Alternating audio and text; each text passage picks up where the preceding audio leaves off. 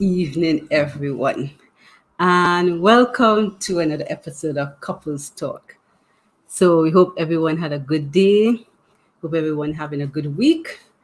And we know sometimes each one of us will have our own struggles, but sometimes we need to look at the bright side and realize that no matter what we're going through, we still have life. And we still have family, we still have friends, and most importantly, we still have God. So this evening again, I'm here with Joshua, and I think we have another interesting topic for you this evening. As we say, we like to have a topic, a discussion about something that, helps to encourage or, focuses on an area in terms of marriages, whether positive or negative, that we will either want to improve on or want to enhance on to help bond, strengthen that relationship together.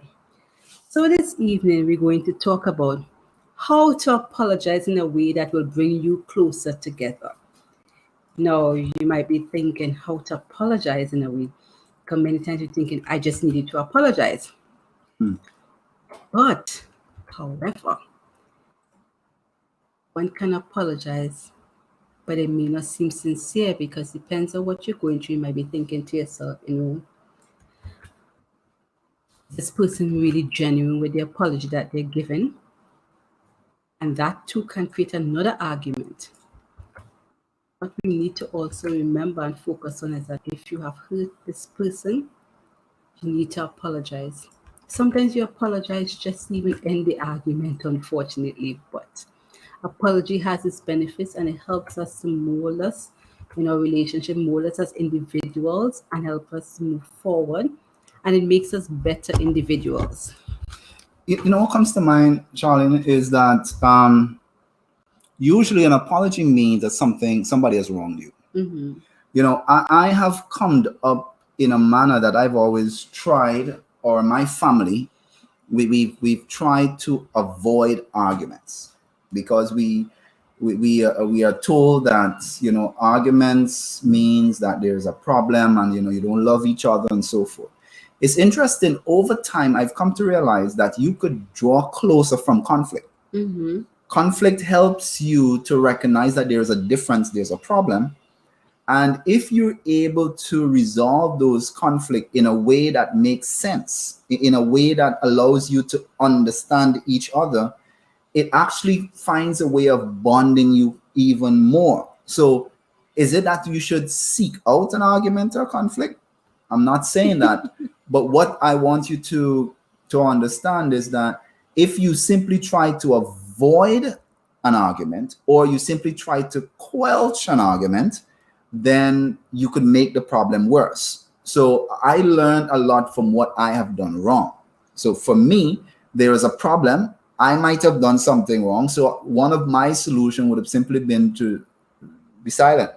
So you know what? If I'm quiet, she's going to eventually cool down and she's going to forget about it and I can go back to watching basketball. And what I come to realize is that she gets more angry, and the more quiet I become, the more loud she becomes, and then you recognize that the argument continues. So it leads us to the first point. Apologize for your actions. Don't apologize because you're vexed. So, well, you know what? I apologize because you're angry. Well, you know what? Let me done this. Sorry. What are you sorry for? Is it that you're sorry that she's now distracting you from watching basketball? Because that might be the fact. But you have to get to the point that you're acknowledging what you did wrong.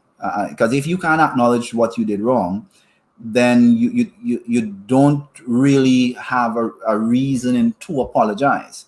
So if it is that you're arguing about the fact that you raised your voice on her, I'm speaking from me, while you were out, and now she is hurt about that and she's feeling embarrassed,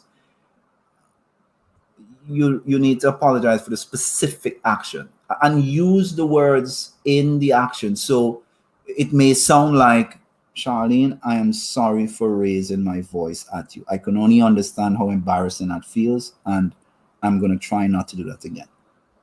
That is a full fledged apology. You acknowledge the person, you acknowledge what you did, and even go as further to might have acknowledge how this person might have felt. So it shows that you've listened to what they have experienced, and then that you've actually internalized it, you've reasoned through it, and that you let the person recognize that they are valuable to you, and that you're showing that. It may take you simply putting down whatever you're doing, look at the person, find an appropriate position to do so. If you could experience a sense of action when you do so, hold the person, look at them into their hug them. I said in our last video, we said a hug have healing power. Hug the person. I am sorry. That's not what I meant to do. It really goes beyond you just simply saying sorry. All right. So apologize for your action. Charlie, anything? I think you said a lot. And in terms of, I guess I want to just add, that many times, as you mentioned, apologize for your actions. Many times we don't think we're wrong about something, as I mentioned earlier. And you may or may not be wrong, but we have to acknowledge that we did something wrong and apologize, because we have this interpretation: if I don't apologize, it means that I am stronger, I'm the better one. I'm in control of the situation, and I think that apologizing is being vulnerable. But that's not the case. Apologizing is showing that I care about the other person, and I want us to move on. I want to resolve this issue. I want, when we lie down next to each other at night time, that we can smile and say no. We can sleep peacefully because we don't have that pain hovering over our head. Yeah. And Charlie said something. Apologizing do not mean that the other person is right or you are wrong. If there is something that you did that hurt the other person, irrespective if you might have had, in your opinion, some due reason to do so. Let's assume you were, and I'm using the example that you raised your voice, let's say on your spot. But let's say it was that I was calling her. She wasn't hearing what I was saying, or I was telling her I'm ready, and maybe she was so distracted. And after a while, I screamed at her, I'm ready to go, and she's feeling embarrassed. Now, if I say something like, I'm sorry I raised my voice at you, but if you were listening to me, I wouldn't have a need to raise my voice at you. That's not an apology. You've given the apology, you've taken it back because you've made an excuse as to why you did that to hurt the person. So that's not apology. So say you're sorry and end the day. And I kind of led into the other one. So Charlene maybe will just lead into that as well. Acknowledge that you hurt the other person and take responsibility. I guess we mentioned some of it before, but a lot of times we don't acknowledge that we hurt this person. We see them in pain, but we're holding fast to our rights, that I don't have to apologize. I don't care how upset you are. You need to get over it. And we fail to realize, as I mentioned, apologizing is a way of bridging that gap. Because you see, when you've hurt this person, there is pain involved, and you're not able to communicate as well. You're not able to embrace each other as well. So many factors of your relationship is affected because of this hurt. And you see, when you could acknowledge that hurt and say, here what? I am sorry. I realize that I've hurt you, and I want to take responsibility for my actions. And you go into that detail. No matter how angry you are, and this person is sincere with apologizing, it really takes a weight off your shoulders. The pain, you feel the pain releasing out of you, because they realize they do care enough to acknowledge how I feel. And we need to take in consideration, we need to acknowledge how persons feel. When we hurt them, their feelings should be valuable and important to us, that we want to make amends, that we want to reconcile the situation, that we want to move forward. Because lying down next to someone who you have discord with could be the most uneasy feeling. It's not something that you want to go through. And I think there's a Bible text that talks about don't let the sun go down on your wrath. I know it sounds unrealistic because it depends on the issue. It might take more than a day to resolve. But I think, for my interpretation, I got it means that don't delay this issue. Deal with the issue as soon as you can. So you may not get it done before the sun sets on that particular day, but the sooner you get it resolved, the better it is for your relationship and even your health. What comes to mind when it talks about acknowledging your hurt, that you hurt the other person and take responsibility, is the take responsibility part. And again, I reiterate, it's not about winning the argument. It's not about who's right and who's wrong. In most arguments, there's usually some blame on both sides. One might be greater than the other, but it doesn't negate the fact that you may have played a part in hurting the person.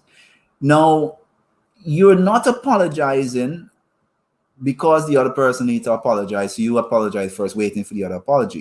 It should be reciprocated, but don't do it because you expect it to happen.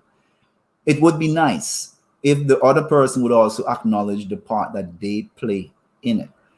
But you need to simply concentrate on what part did I play and take responsibility for that. Don't add anything to it. Don't try to connect it with what the person did or so forth. But say, I am sorry, I did this. I should not have done this, and this is me taking responsibility for what part I played in that. And we move on to the third point. Don't make excuses or blame others. I think Joshua highlights something like that. I'm sorry I'm late from work, but the boss kept me back late, so I really didn't have much of a choice. Okay, but even though I'm upset about you being late, you didn't call to say late. Yeah, but the boss had me busy, so I can call. What you expect me to do? It's the boss. Okay, do you realize? So based on this example I just highlighted, which is a typical thing that happens, is that the person apologized, whether it's male or female, but they're basically saying, I'm not at fault because the boss is at fault for why this situation happened. Even the person might say, okay, but you didn't even call to say you're going to be late. But it's the boss' fault. So why I need to apologize? Is my job? You want me to lose my job? Sometimes it's not even the fact that you didn't come home or you're late. It's that you didn't call to say you were late. Those kind of different scenarios. Sometimes we do something wrong and you come home and you have a fight with your spouse, and then they say, oh, they got me vexed at work, so I have to. So you will take it out on that particular person. What we need to realize is that every action has a reaction. And you can't afford to let someone upset your mood that you have to take it out on your spouse. And then indicate and try to blame it that if they didn't upset me, I wouldn't be so upset. Because the person whose opinions and feelings should matter most to you is the person right next to you. They're the ones whose opinion that you should value. And they're the ones you should try your best to protect. So if it is you're having a bad day and you come home, I really had a bad day. Next person could say, do you want to talk about it? Give me a few minutes, so I could, just let off some steam. Okay, fine, no problem. No, it sounds unrealistic, like who has those conversations? But you'd be surprised, it's actually a very easy conversation to have. Because if you're able to talk to the person you're with, you don't have to pretend, I really had a bad day, but I'm not in the mood to talk. Right? Just give me 5 minutes to talk. Give them the space. Sometimes it's just communication could avoid some of these arguments. And then if you have an excuse and a take up, then you won't have to have an argument unnecessarily and then blame other people who have excuses for what is taking place. Very good point. I think it's easy to blame someone else for a problem, and it's not that they might not have been an excuse, but it doesn't help in this situation because it don't change the fact that the person is hurt. So acknowledge the hurt, stick to what happens, apologize, and it allows you to recognize that how could I avoid this in the future. And I felt like she was just talking to me there. I'm guilty of being late from work, and I don't always say, but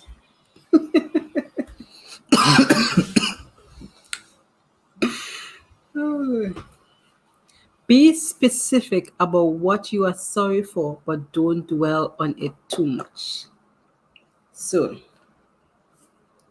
Joshua, I am sorry that I said that you're uncaring when I know that you do care. And I know that when you made that particular decision, I know it was because that you cared about me. And I'm sorry for reacting negatively to how you handle it, because I know that you did it the best way you saw to handle it. Yeah.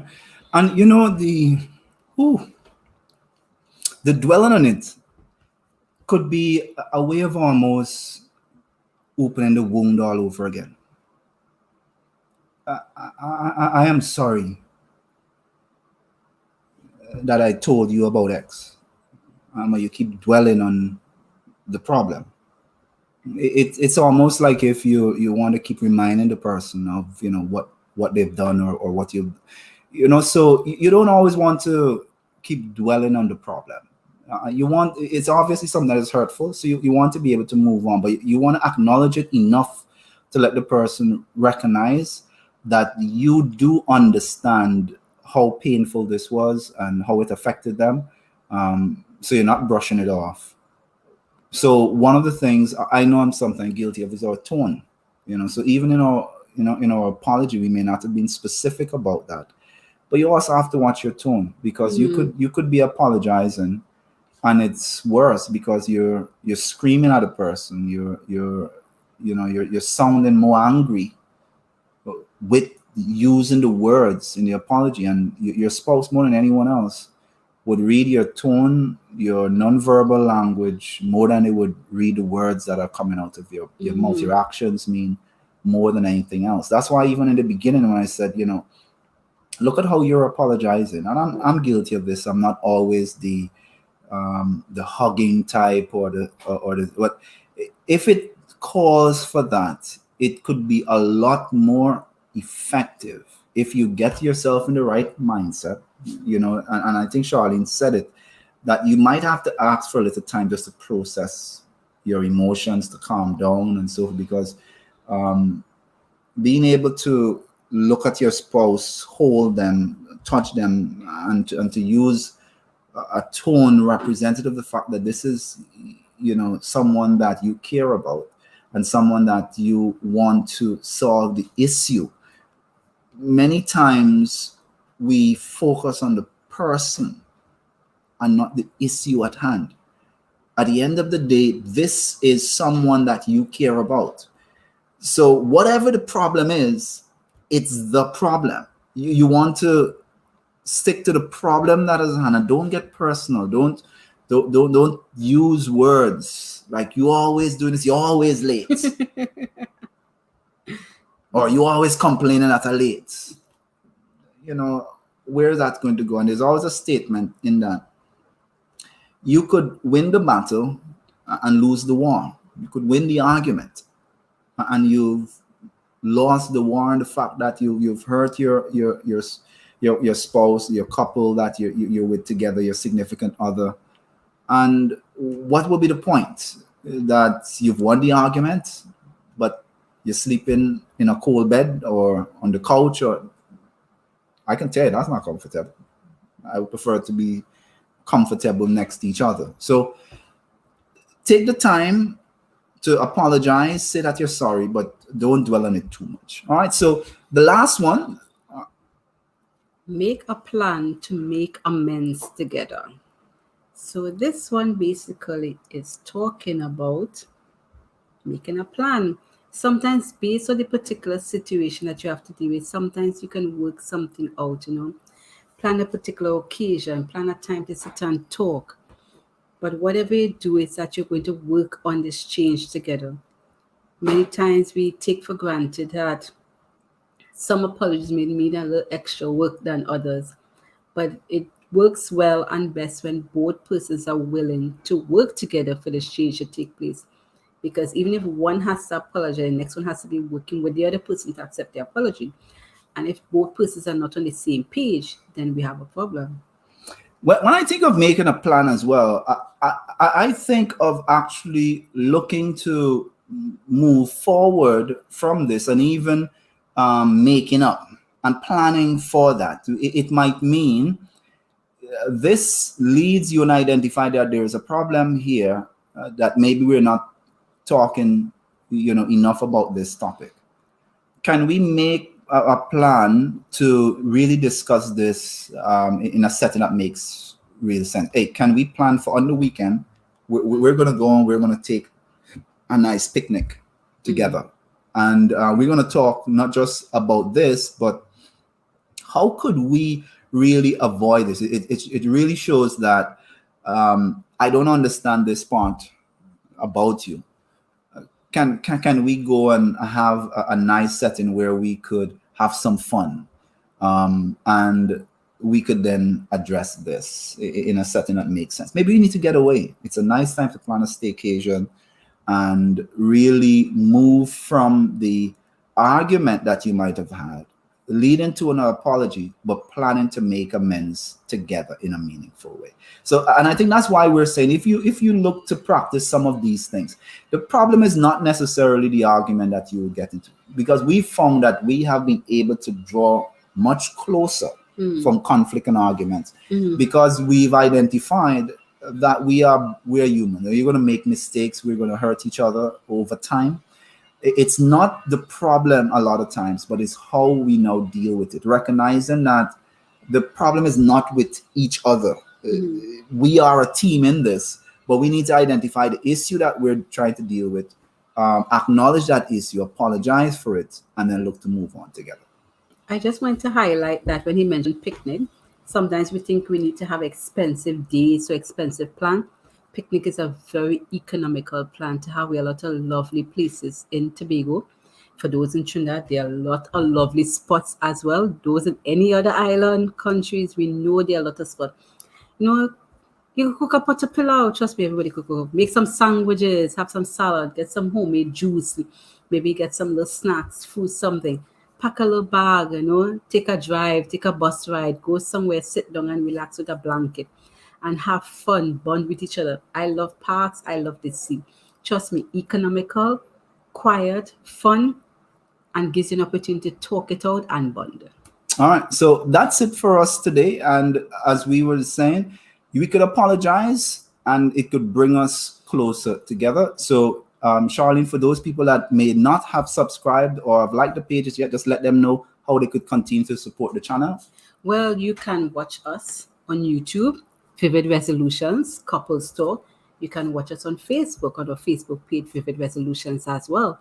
And you can continue to support. Just click the like, subscribe button so you can get notifications in terms of both Facebook and YouTube, where you can view our programs and any other things that we have coming on stream. So we thank you for your support and goodbye. See you next week.